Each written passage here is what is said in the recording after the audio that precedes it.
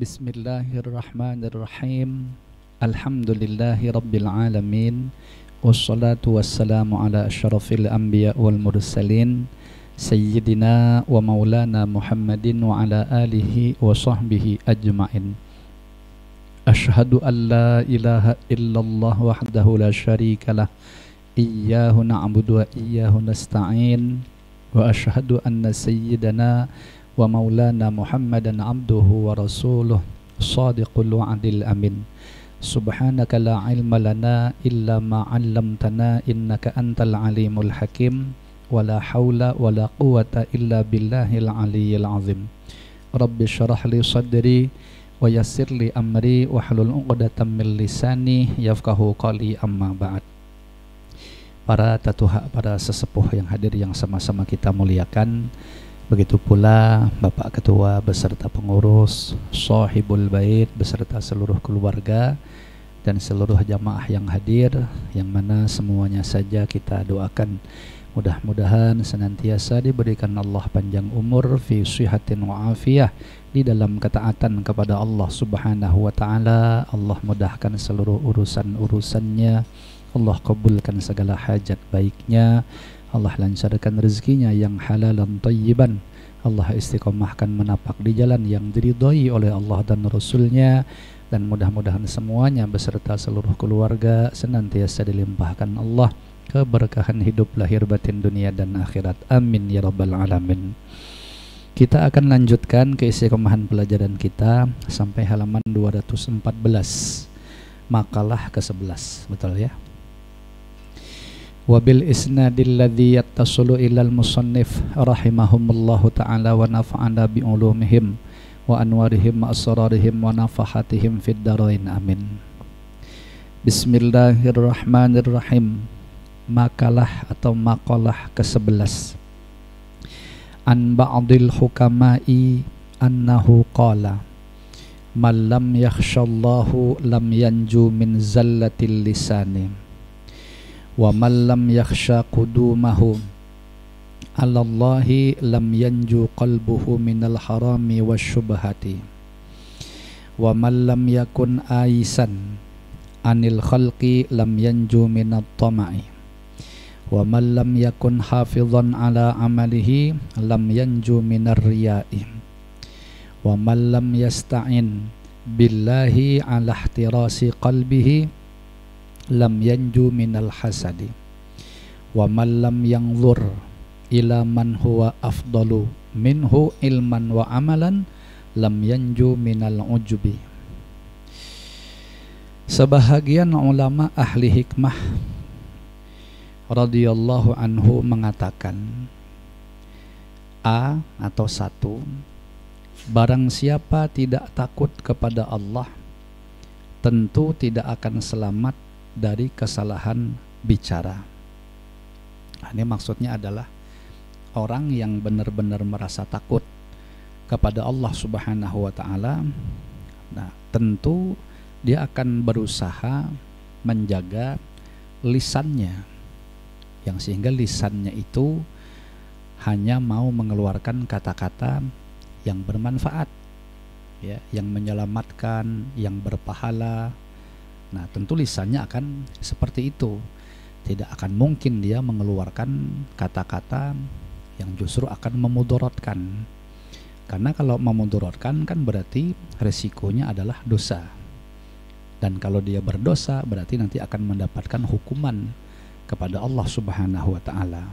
Simpelnya, orang yang tidak takut kepada Allah pasti bicaranya sembarangan, sekehendak dia. Tidak takut pangkisahnya. Seandainya dia takut, nah pasti dia akan tidak sembarangan, akan betul-betul menjaga lisannya diucapkannya atau dikatakannya sesuatu yang sekali lagi bermanfaat.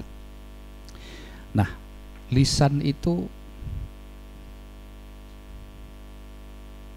sebentar ya, saya rasanya punya semacam artikel hasil rangkuman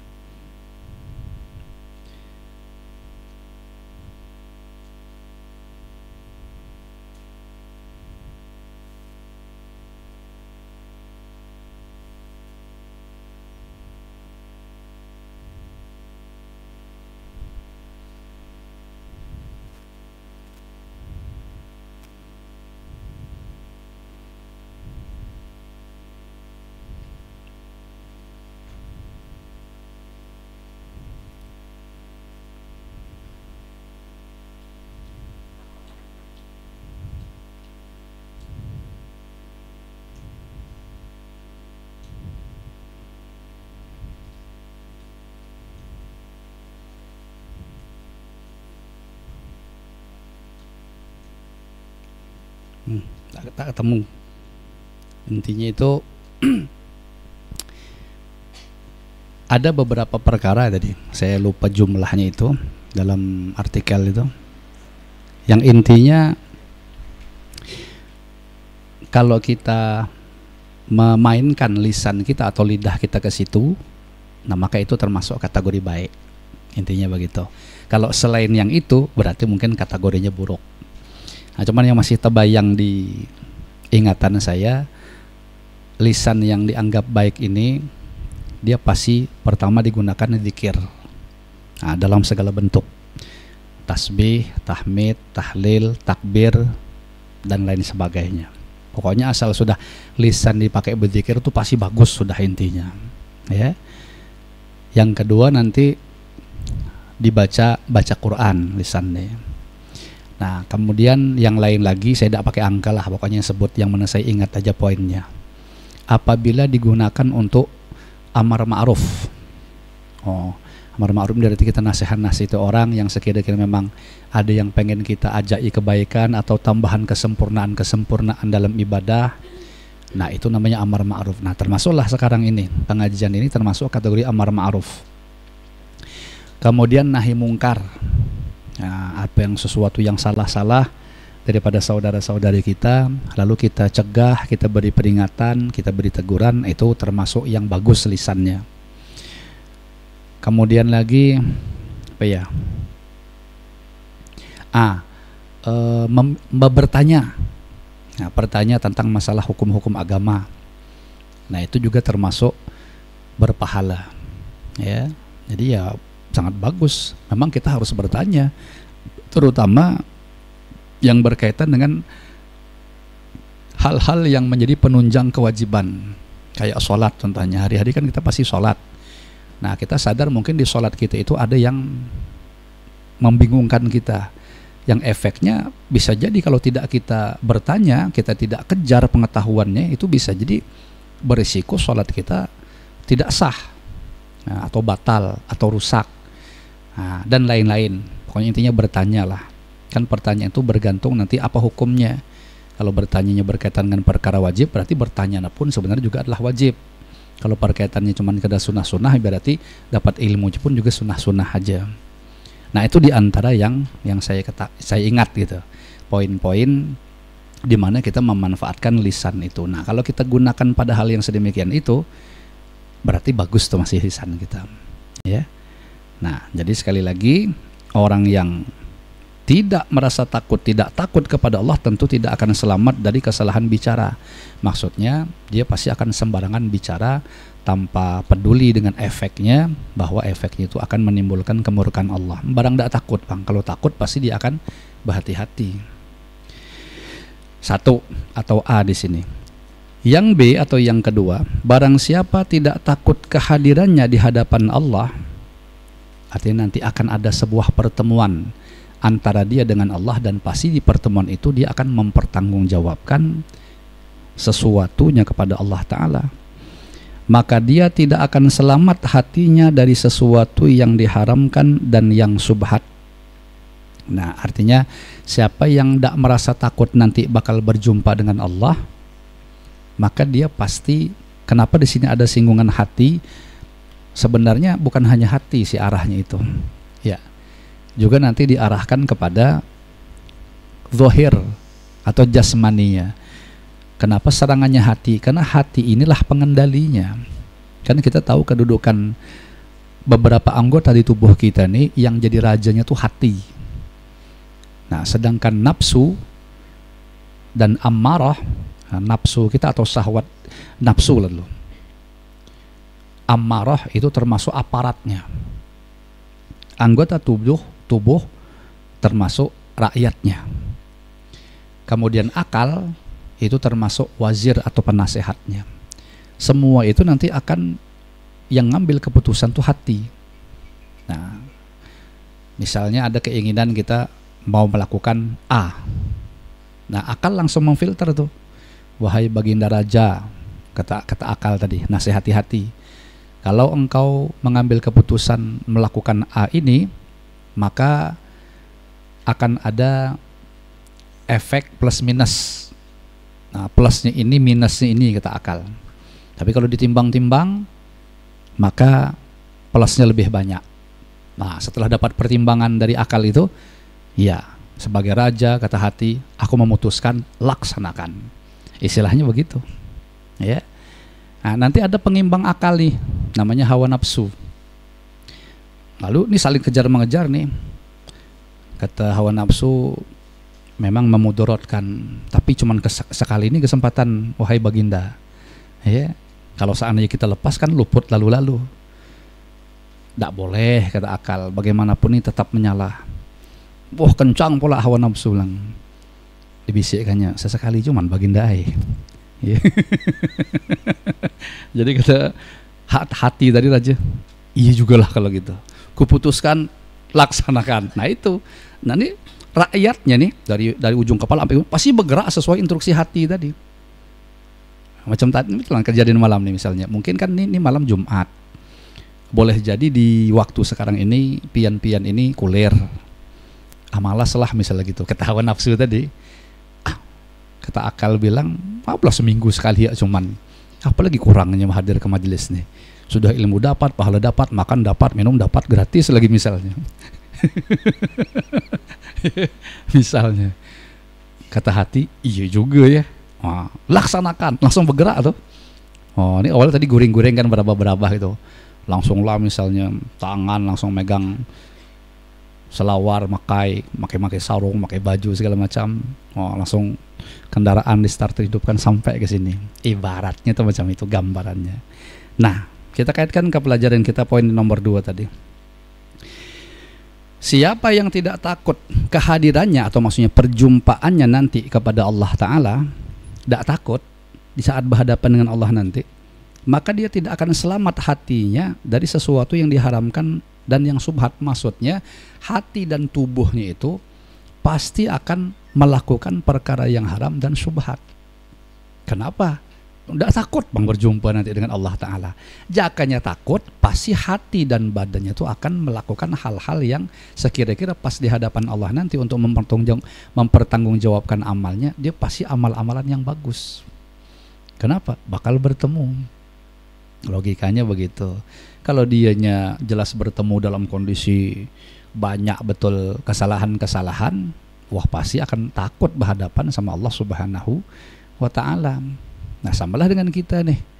Kita ini sekarang ini rata-rata pasti takut mati. Nah, kenapa? Itu tadi, karena merasa banyak dosa dan sedikit pahalanya. Dan memang sebenarnya itulah keadaan kita. Walaupun sebenarnya alasan takut kita itu termasuk dusta sebenarnya. Ya. Karena tidak jujur takut kita tuh. Jika betul-betul jujur dengan takut yang kita katakan tadi, takut dengan takut mati karena banyak dosa, mestinya berhemat kita mengurangi dosa atau bertaubat. Tapi nyatanya kayak ginilah yang ada. Ya, sama dengan amal. Takut mati karena amal masih sedikit, buktinya tidak pula nambah lah. Nah, masihlah kayak gini juga. Jadi itu tadi yang saya katakan, kebanyakan alasan takut kita tuh masih sifatnya berdusta tadi itu. Iya. Apa tuh?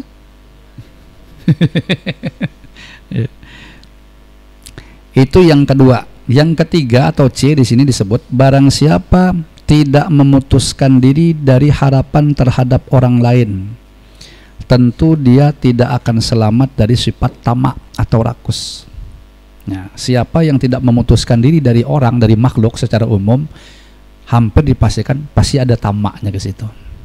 Nah, ini mafhum mukhalafahnya ngajarkan segala sesuatu itu putuskan dari makhluk.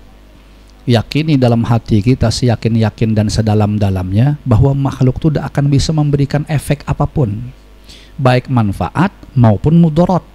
Nah, kalau spesifik pembahasan yang ketiga ini, efek daripada manfaat.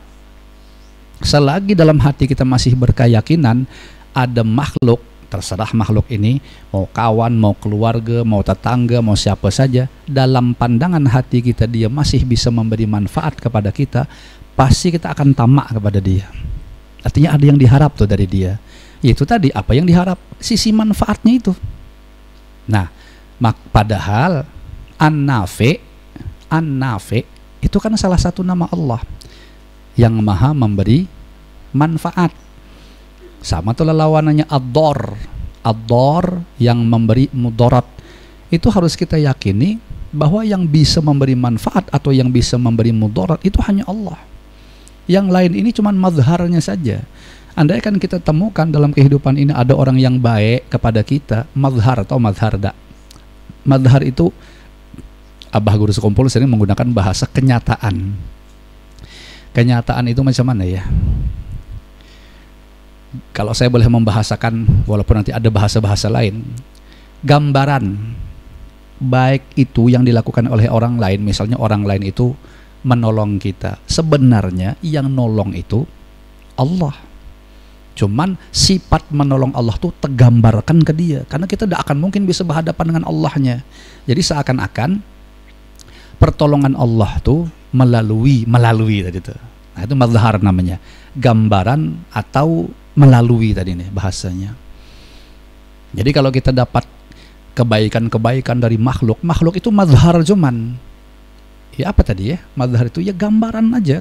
Sebenarnya kebaikan apapun dari yang sebesar-besar sampai sekecil-kecilnya, hakikatnya itu adalah Allah yang punya gawi. Ya cuman melalui tadi, melalui mazharnya ya makhluk itu.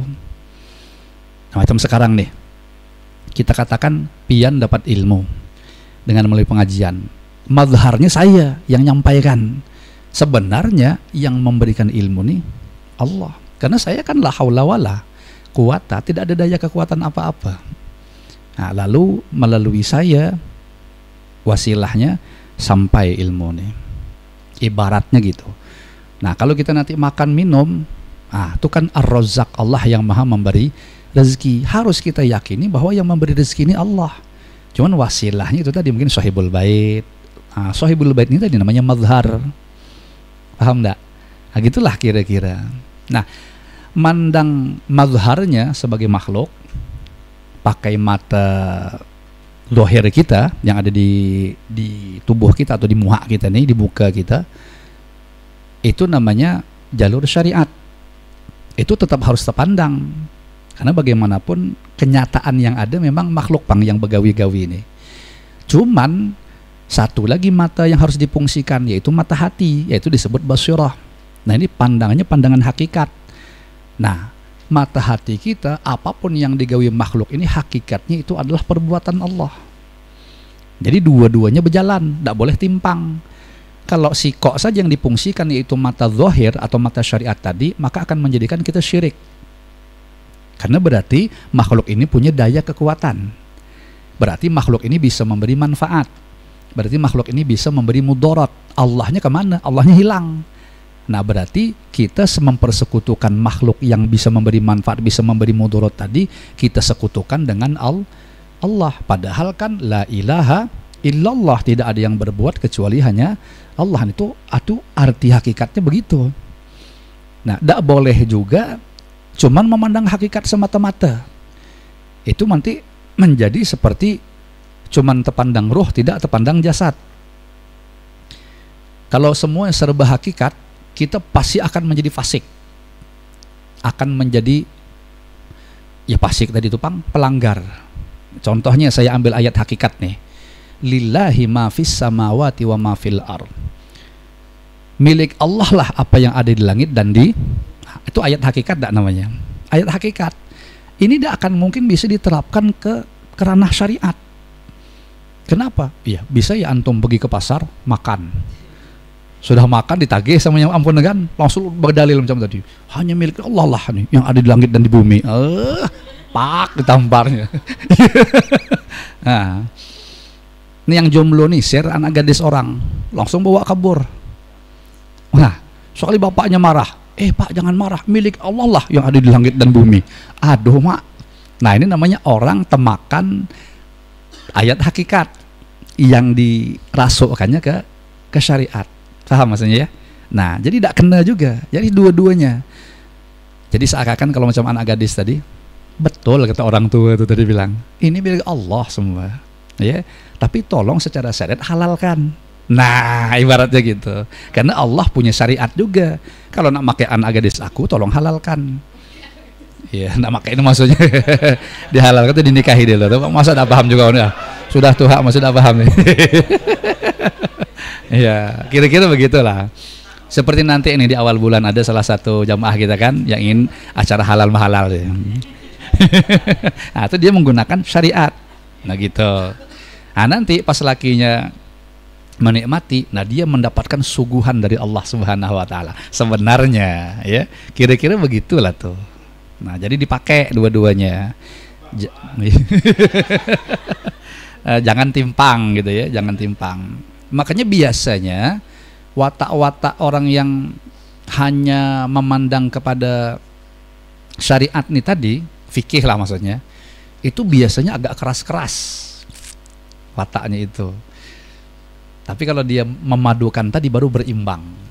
Ada sisi keras, ada sisi lemahnya begitu. Tanyakan sama istri saya tuh, nyaman tak keras ya terus, pasti tidak ada nyaman.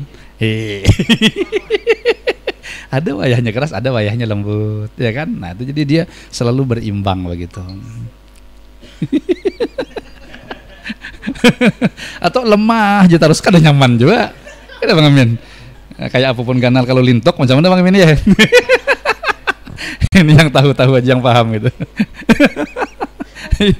Jadi ada juga semua itu sesuai dengan rasukannya begitu. Kalau memainkan dua-duanya syariat hakikat berjalan, aman. Alhamdulillah nyaman lah. Ya. Nah. Oke. Jadi kalau sekali lagi barang siapa tidak memutuskan diri daripada harapan terhadap orang lain, artinya masih ada berharap aja kepada makhluk. Sisi manfaat ini kayaknya nih.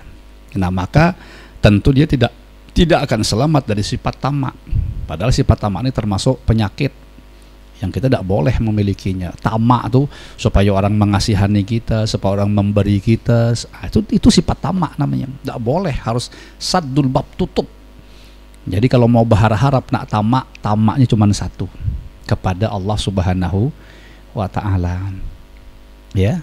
Nah, atau boleh juga tamak kepada urusan-urusan agama dan akhirat. Nah, itu bagus juga. Itu tidak boleh qanaah. Tamak urusan agama ini macam mana? Contohnya ilmu. Ilmu itu kita harus tamak. Tidak boleh kita qanaah. Qanaah itu kan merasa puas apa adanya. Aku biarlah segini ada cukup lah sudah, nih tidak perlu lagi nuntut ilmu. Itu tidak boleh. Ya, harus dikejar terus namanya ilmu nih. Sekuat-kuat dan semampu-mampunya. Istilahnya begitu. Sama ibadah tidak boleh juga qanaah. Qanaah itu pintanya mesti rezeki, duit, ya, atau duniawi. Atau qanaah memang cukuplah duit aku seada-adanya gini. Yang penting sudah bisa menegakkan tubuh untuk beribadah, jadilah. Nah, tapi kalau ibadah tidak boleh. Aku tidak ada merasa cukup nih. Aku ini sembahyang apa cuma 5 waktu cuman. Harus ditambahi dengan yang sunnah-sunnah nih. Atau harus tamak tuh. Kalau sudah yang sunnah-sunnah nih, tambahi lagi. Apakah misalnya? Di sunnah kita katakan misalnya qobliyah ba'diyah, macam cuman qobliyah ba'diyah, harus tambahi tahajud nih. Nah, itu harus tamak kita. Nah, itu boleh tuh. Artinya dalam urusan agama dia memang dianjurkan sifatnya tamak. Jangan merasa cukup maksudnya tuh. Tapi kalau sudah urusan dunia harus merasa cukup. Cukuplah ada. Dapat beli cincin jadilah. Ya sekarang nih 2 mayam. Berarti kalau 6,5 juta atau 7 juta 14 juta nih misal alhamdulillah cukup lah sudah. Ya. Nengok kawan-kawan beli misal kalau yang bisa tadi ya yang bisa.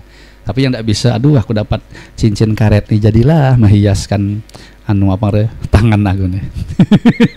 Ibaratnya itu dia puas namanya dalam urusan duniawi. Kemudian yang keempat atau D di sini disebut, barang siapa yang tidak memelihara amalnya, maka dia tidak akan selamat dari riya. Ini bahasanya memelihara yang tidak memelihara. Sementara kalau kita lihat teksnya itu bukan bahasa betul ya, bahasanya memelihara memang. Maksudnya adalah kalau dia tidak pintar-pintar menyimpan amalnya itu supaya jangan sampai terkeluar atau dilihatkan ke orang gitu. Nah, dia tidak mampu untuk menahan amalnya, memelihara amalnya ini supaya tidak terkeluar tadi. Artinya memang watak dia ini suka melihatkan amal gitu. Nah, saya kalau suka melihatkan nih tadi, itu mesti akan terkena yang namanya riya. Payah dia nak selamat dari riya. Ya soalnya ditingokkan bang, payahlah nak riya. Coba kalau disembunyikannya, dipeliharanya bahasa di sini itu maksudnya ditutup, tidak hobi diperlihatkan ke orang. Dia malah tidak suka kalau amal tuh dilihat oleh orang. Nah itu insya Allah selamat dari riya. Selamat tuh. Kenapa? Karena kan kalau orang tidak melihat amal, apa yang mau orang puji? Barangnya tidak ada. Tapi kalau dia dilihatkan, nah pasti orang melihat. Ketika orang melihat, nah mulut orang tuh bisa memuji. Nah kalau mulut orang tuh memuji kita dan memang itulah hobi kita, maka macam mana kita nak selamat dari riya? Senang tuh kalau dipuji-puji orang. Bahkan memang itulah yang dicari. Macam mana supaya orang memuji kita? Nah berarti setiap beramal selalu riya manjang. Kalau setiap beramal selalu riya manjang, berarti sebenarnya tidak ada amal itu. Karena masih akan pahalanya hancur. Nah berarti kan bodoh dah tuh. Kenapa bodoh? Ngapa ibu uyuh beramal kalau bakalan tidak ada pahalanya? Bakalan hancur. Mestinya orang kalau betul-betul beramal tuh jujur, pahalanya dipertahankan. Macam mana tadi tuh? Usahakan ditutupi supaya orang tidak nengok. Sekuat tenaga ternyata masih terbuka juga, orang tetap tahu lalu dia muji. Ini lain kisah. Kita nih menutup amal, sekali tetap tak keluar juga, tetap diketahui orang. Nah kemudian orang memuji kita, maka besok pahalanya ada dua tuh. Kalau kita gembira dengan pujian orang tuh. Pertama, pahala amal itu jelas kita dapat. Yang kedua, kita gembira karena memuji itu, pujian orang itu kita. Nah macam keterangan depan tadi, sebenarnya yang kita rasakan tuh yang muji itu bukan orang tuh, tapi Allah, cuman melalui mulut orang tuh. Hakikatnya muji kita tuh Allah, orang itu mazharnya. Jadi kegembiraan kita bukan ke orang tuh, bukan ke pujian orang tuh, tapi kita gembira kepada Allahnya yang sebenarnya telah memuji kita. Paham enggak? Oke, dan kita memang berusaha mati-matian menutupi, kecuali amal-amal yang memang tidak bisa ditutupi. Memang harus vulgar, artinya orang akan melihat pasti. Nah tinggal sekuat tenaganya jaga hati. Memang ada amal-amal yang tidak bisa ditutupi. Contohnya sholat berjamaah. Macam mana nak nutupinya? Ya, mau ya gitu, Allahu Akbar. Kata kawan, ini Ustadz Paul ya? Bukan. Ya. Mau ya kayak gitu, masih berjalan ke masjid melihat orang. Ada contoh. Ya. Apalagi ibadah yang tidak bisa ditutupi, haji umroh. Macam mana kita nak diam-diam? Ya, pasti akan terlihat. Sekurang-kurangnya akan ditanya kawan, kemana tuh siap bawa koper tuh? Nah, cuma nak jalan-jalan cuman misalnya. Ya bolehlah kalau main tauriah. Nak kemana? Nak ke Batam, mungkin jalurnya. Atau nak kemana? Nak ke Jakarta. Nah, padahal dari Jakarta melacong kan, istilahnya begitu. Tapi payahlah kawan kalau sampai sana Bang Amin ya. Payahlah. Nak nutupi payah betul. Kira-kira seperti itu. Jadi sebenarnya dia mau zahirkan atau tidak, kalau dia memang makomnya muqtada bih itu maksudnya panutan, silahkan diperlihatkan supaya memancing yang lain pun ikutan. Kayak sedekah tuh kan dianjurkan lebih bagus untuk disembunyikan, tapi intu budus sadaqah fani imahi, kata Allah, apabila kalian tampakkan itu baik-baik saja, pasti itu bagi orang-orang yang sudah sangat bisa menjaga hati. Kenapa ditampakkan? Kalau pemimpin, panutan, tokoh tuh sedekahnya lebih bagus memang ditampakkan supaya anak buah jadi ngikut. Nah contohnya pada kasus kita nih yang lebih mudah dilihat tuh kayak di grup pada waktu acara Isra Mi'raj atau Maulid, list sumbangan. Kalau tidak saya ke depan kan bukan nama saya, biasa saya jual nama istri saya. Itu payah ngisinya. Jadi jelas vulgar ngisinya payah, apalagi tidak divulgarkan. Nah, coba seandainya, makanya saya tuh biasa menggunakan hadis ibda bin nafsik, mulai dari diri sendiri. Seakan-akan gitu. Nah, jadi mau tidak mau divulgarkan tadi itu supaya diturut. Nah, kalau tidak ya berandailah kosong list tuh. Sumbangannya adalah sebenarnya cuma diam-diam semua. Wah, sia-sia list dibuat.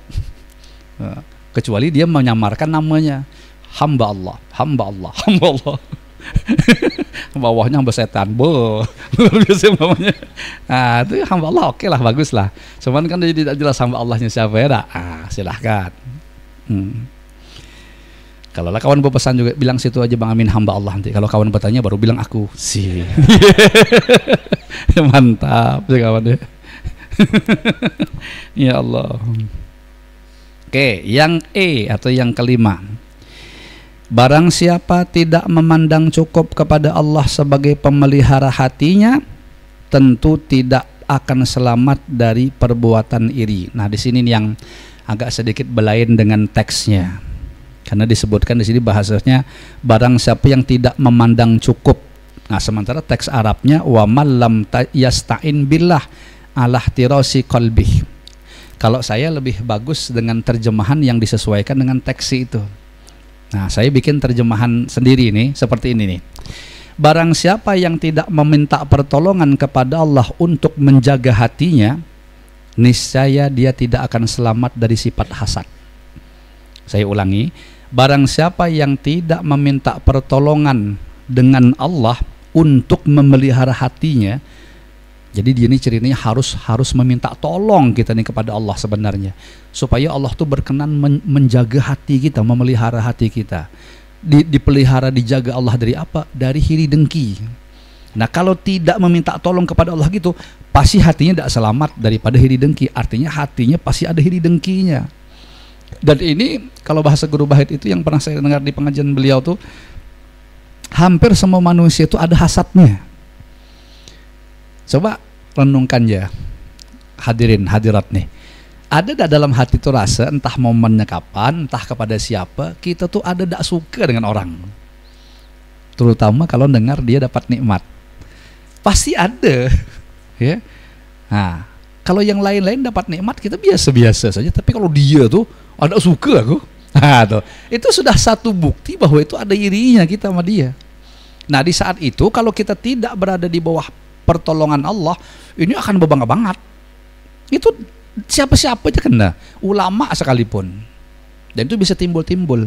Makanya di saat itu tuh timbul, di saat itulah seakan-akan isyarat daripada penjelasan Ba'dul Hukama nih, di saat itu secepatnya kita minta tolong kepada Allah Ta'ala supaya menjaga hati kita ini supaya jangan bebangat tadi tuh, dalam hal hasad tadi. Kalau bebangat terbakar kita, ya. Masuk kurangnya mungkin tidak suka tadi bisa berimbas kepada kita mendoakan buruk dia atau berharap dia mendapat keburukan istilahnya. Tapi kalau hati kita dipelihara oleh Allah Ta'ala, macam mana aja dia berlebih itu, tidak ada lalu-lalu kita berhiri. Malah itu bahagian dia. Kalau dia bisa bersyukur-syukur untuk dia, kalau dia tidak bisa berarti istidraj. Celaka buat dia tuh, ngapain aku berhiri barang kayak begitu. Seakan-akan. Dan apa yang Allah berikan kepadaku tidaklah kalah daripada dia. Dia cuman pintangan lebihnya sisi ini aja. Tapi Allah memberikan nih dapat ilmu, kita sampaikan satu ilmu dari ulama kita yang saya dapatkan gitu maksudnya.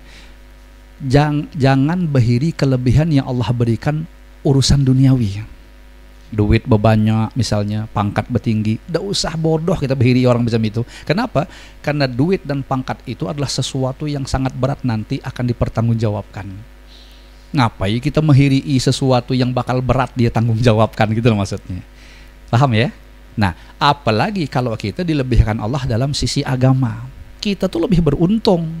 Dia berlebih duit, kita meningkat ibadah, berarti lebih baik kita daripada dia. Duit kita segini bahkan mungkin bisa berkurang, tapi alhamdulillah ke agama kita Allah naikkan. Sisi agama maksudnya, ibadah kita bertambah, atau mungkin kesabaran kita bertambah, ridho kita bertambah, qanaah kita bertambah. Itu harganya tidak bisa diduiti. Jadi kita tuh justru asal nengok orang diberi Allah lebih dalam hal duniawi, lihatkan aja. Bulan ini dia beli rumah misalnya, tahu-tahu nanti bulan depan dia beli mobil mewah. Itu urusan dunia. Seperti yang tadi, setelilkan hati kita. Memang betul itu nikmat dari Allah Ta'ala, tapi masih sifatnya duniawi. Dua aja kemungkinan dia. Asal dia bisa bersyukur, bagus untuk dia. Tapi kalau tidak bersyukur, berarti ini sebenarnya bukan nikmat, tapi mudorot bagi dia. Dan tidak perlu kita berhiri. Nah, cuman kebanyakan, mohon maaf lahir batin, hiri dengki yang tidak bagus itu biasanya memang pintangan duniawi. Nah, kan kalau pintangan agama justru kita disuruh menghiri. Kenapa? Kalau pintangan agama, karena bahasanya adalah ghibthah. Kawan meningkat ibadahnya. Kita harus iri itu. Kita nak kayak dia juga, harus. Nah, itu memang hiri yang diperbolehkan.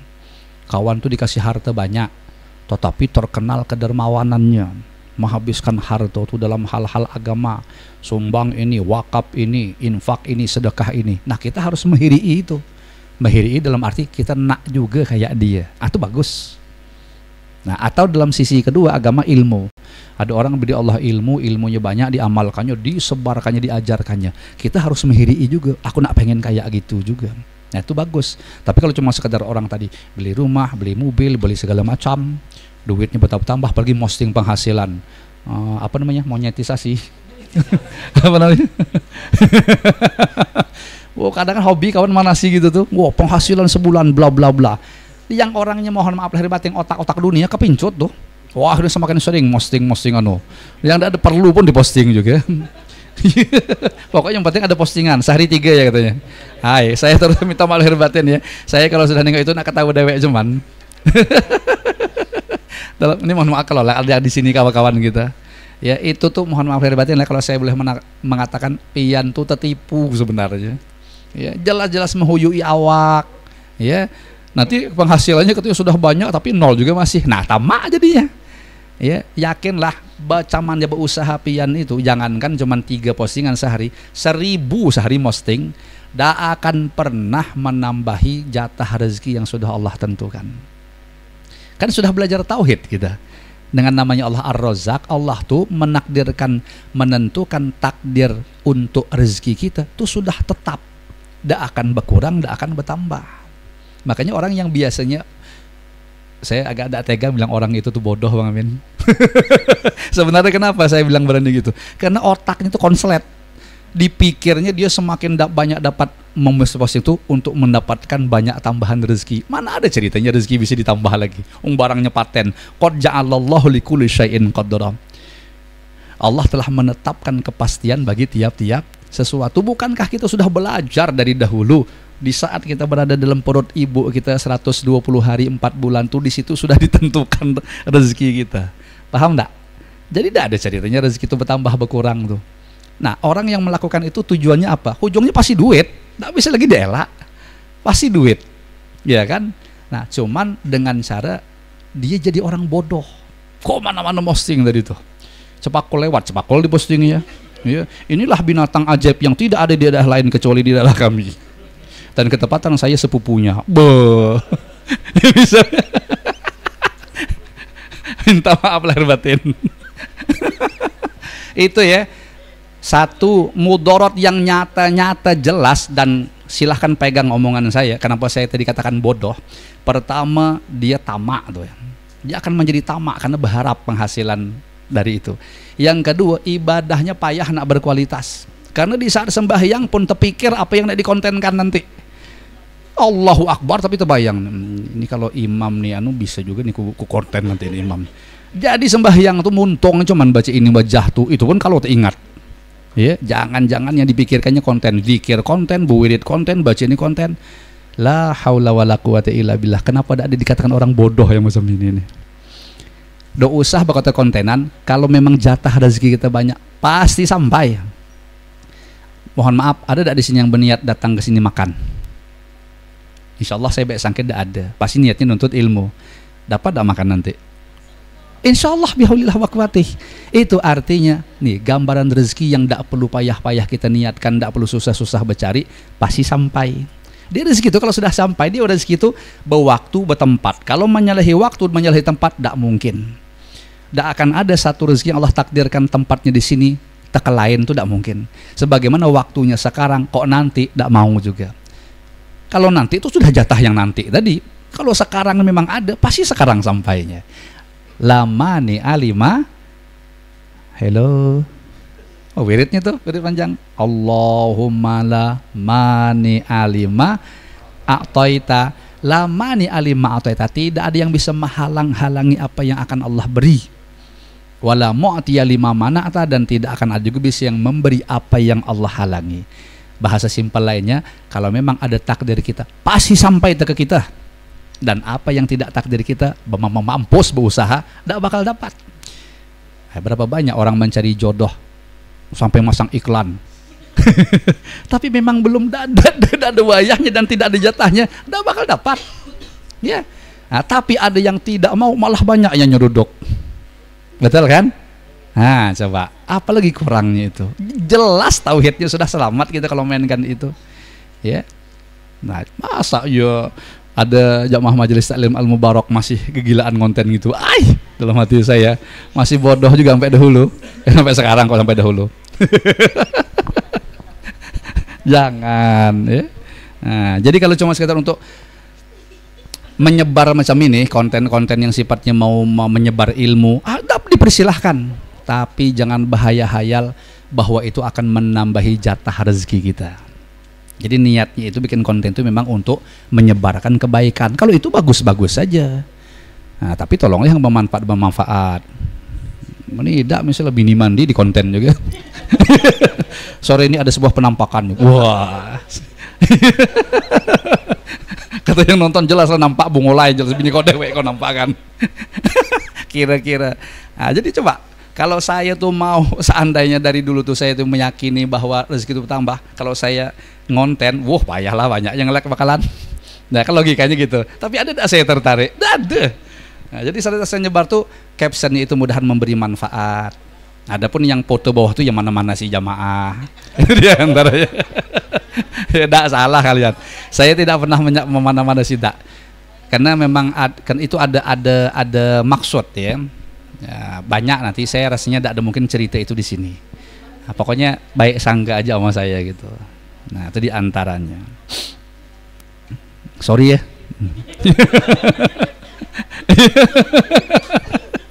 Iya.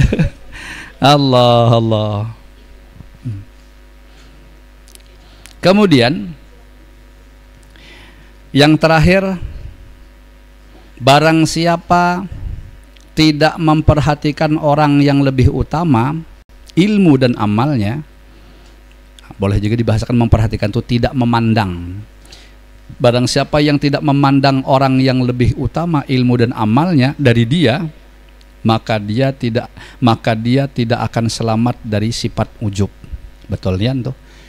Makanya seakan-akan mafhumnya itu kita disuruh selalu melihat orang lain yang lebih utama dari kita dari sisi ilmu dan amalnya. Untuk apa melihati orang yang lebih ilmu dan amalnya? Supaya kita tuh merasa diri kita ini kurang dalam ilmu dan amal, dan supaya menyemangati kita untuk menambah ilmu, menambah amal.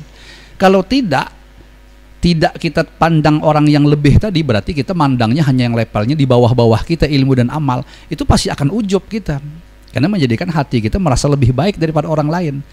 Nengok dia tuh, tinggi aku ilmunya. Nengok dia amalnya, amal rajin aku amalnya. Nanti dia akan bangga tuh dengan ilmu dan amalnya. Kenapa? Karena mandangnya salah kepada yang sebawah. Mestinya dipandang atas. Kalau dipandang yang atas dalam urusan ilmu amal atau dalam bahasa globalnya itu, bahasa umumnya agama, kita masih nanti akan merasa kurang dengan ilmu dan amal kita. Kalau kita sudah merasa kurang ilmu dan amal, masa kita mau ujub? Tidak mungkin. Ya, ujub itu pasti bangga karena merasa lebih dari orang. Makanya timbul bangga tadi. Nih ibu-ibu nih misalnya merasa paling cantik, pasti bangga tuh. Ya memang kayaknya di sini aku yang paling cantik. Ketika kumpul nih, rupanya kumpulnya nenek-nenek gitu. Ya wajar aja.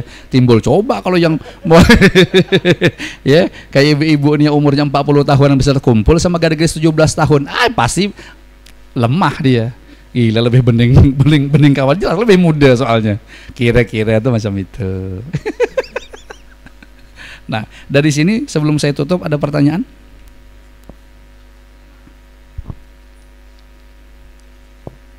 Nah, saya kasih kesempatan. Sekali lagi ada yang mau ditanyakan? Merenung nih. Ini kan abangnya kayaknya merenung konten kayaknya nih. Ya Allah, rupanya selama ini aku salah katanya. Ya Allah. Kalau orang dapat rezekian tuh ya gorengnya dia pasti dapat. Buktinya kita semua nih sebagai laki rata-rata tuh goreng dapat rezeki. Sudah siangan bangun bang sarapan lagi aja. Nah coba, iya kan? Nah coba bayangkan, ada aja rezekinya. Jangan takut kita kalian rezeki itu. Patokannya selagi kita hidup berarti ada rezekinya. Asal mati habis. Hah? Ya gitu aja. Nah, enggak usah payah-payah. Bismillah, yakin dia aja. Rezeki sama jodoh tuh sama seperti kematian malah ya, karena itu rezeki sibhul maut. Jadi kalau bahasa Abah Guru Sukumpul tuh sebenarnya bahasa rezeki itu yang ada tuh bukan kita mencari rezeki, tapi justru rezeki itu yang mencari kita sesuai dengan waktu dan tempatnya tadi. Sebagaimana kematian. Karena kematian ayat itu bukan kita nyari mati, yang ada tuh ayatnya mati yang datangi kita. Apa? Yang surah Sajadah itu apa? Yang ujungnya walau fi burujim musyayyadah. Apa itu? Ada ayat itu? Aduh ya Allah Rabbi. Aduh hai. Sama itu? Ahadukumul maut itu ya. Walau kuntum fi burujim musyayyadah. Mana ayat itu angkal aja tuh? Ya Allah. Sebentar cari lu, penasaran tak nyaman pula nih. Sejadah tuh. Kan ya? Nah, kalau salah minta maaf kalau bukan sejadah. Cek dulu ya.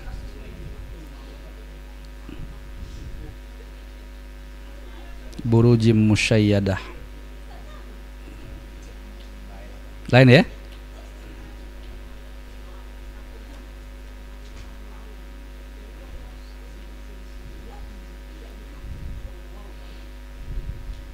Oh, surat An-Nisa. Nggak betul, tadi salah nih. Tunggu sebentar. Nah, ainama takunu yudrikumul maut walau kuntum fi burujim musyayyadah. Ini surahnya apa ya? Cek dulu. Surah An-Nisa. An-Nisa, betul Bang Amin tadi. Ayat 78. Ainama takunu yudrikumul mautu walau kuntum fi burujim musyayyadah. Di mana saja kamu berada, kematian akan mendapatkan kamu. Artinya mendatangi kamu kematian itu. Kendati pun atau walaupun kamu di dalam benteng yang sangat kokoh, pasti kematian itu akan dapati kita. Dia memang datangi sebagaimana rezeki. Macam manapun kita ini disekap orang, dikurung orang, dibuang ke tempat ujung dunia sekalipun, yang secara akal itu tidak akan bisa dijangkau, rezeki kita ada, dia pasti akan datang. Entah macam mana.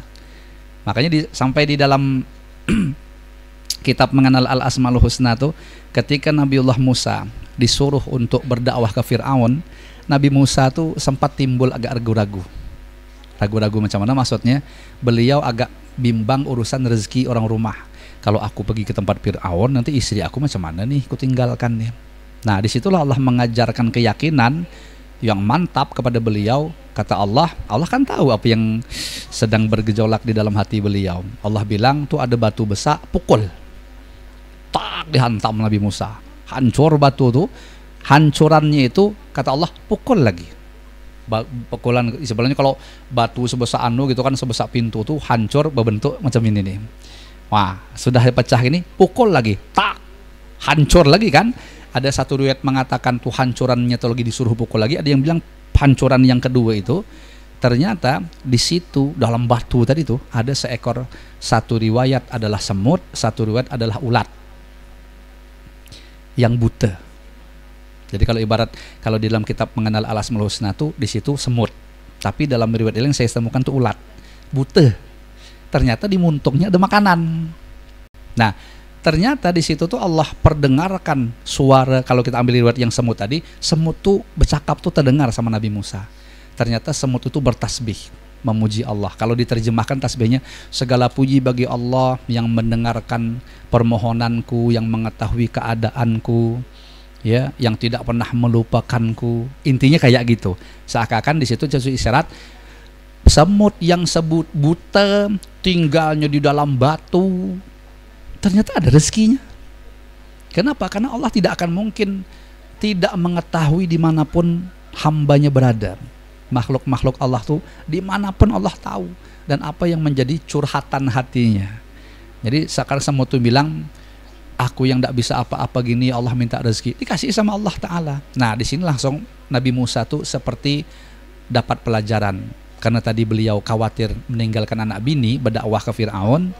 Nah, di situ Allah ngajarkan, semut aja yang diam di dalam batu, dia buta, tidak bisa mencari rezeki, aku bisa ngasihnya. Apalagi bini kau yang kutinggalkan di kampung, yang berkumpul sama orang, sangat mudah bagi aku, kata Allah. Tak seakan-akan ya, seakan-akan Allah bilang seperti untuk ngasih rezeki kepada anak bini kau. Kau tidak usah mikir itu, kau pergi aja sudah. Pokoknya sesuai instruksi aku, berdakwahlah sama Fir'aun, nanti urusan bini kau rezeki macam mana aku yang ngatur. Nah disitulah kita dituntut harus memiliki kemantapan keyakinan urusan rezeki. Sama kalau yang kawin-kawin tadi, jangan mikir modal sebenarnya. Asalkan dek, aku dak penghasilan nih masih simpang siur, masih dak jelas penghasilan, tapi aku ingin menikah dengan kau. Mau dak kau terima aku apa adanya? Sampaikanlah ke abah sama mama. Niat kita bagus-bagus untuknya menolong agama kita. Kan termasuk niat nikah adalah isti'anah, meminta tolong dalam urusan agama. Ya, apa diantaranya jamaah sembahyang jadi bisa berjamaah. Kalau sekarang ini kan dewean, dengan berjamaah jadi 27 derajat naik. Banyak hal-hal yang bisa dihandle secara bersama-sama. Jadi saling tolong menolong, ibaratnya gitu. Menghalangi diri daripada perzinahan. Coba kalau udah menikah mah hayal aja, habis sabun sebulan entah berapa banyak. Misalnya dengan menikah jadi hayal, agak berkurang habis sabun itu Bang Min. Diumpama aja, minta maaf lah. Ini contoh cuman. Tanya kan oma besar di sini kan wajahnya habis menikah nih. Ya aman banget ama. Baru merasakan rupanya dah. Tapi lawas sudah tuh setahun dah. Ya, itu minimal gitu ibaratnya ya. Nah, jadi secepatnya zaman sekarang ini nikah kalau bisa. Tapi kan lagi-lagi nikah itu termasuk jodoh yang kita tidak bisa ngaturnya. Cuman secara zahir diusahakan aja, diusahakan. Ya. Nah, dengan niat-niat yang baik. Insyaallah begitu. Nah, kemudian penjelasan wallahu a'lam bissawab. Mudah-mudahan yang kita kaji seada-adanya ini dijadikan oleh Allah Ta'ala menjadi ilmu nafi', manfaat berkah dunia akhirat untuk kita semua. Amin ya rabbal alamin. Al-Fatihah.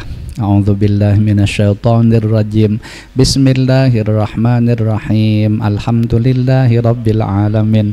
Ar-Rahmanir Rahim. Maliki yaumiddin. Iyyaka na'budu wa iyyaka nasta'in. Ihdinas siratal mustaqim.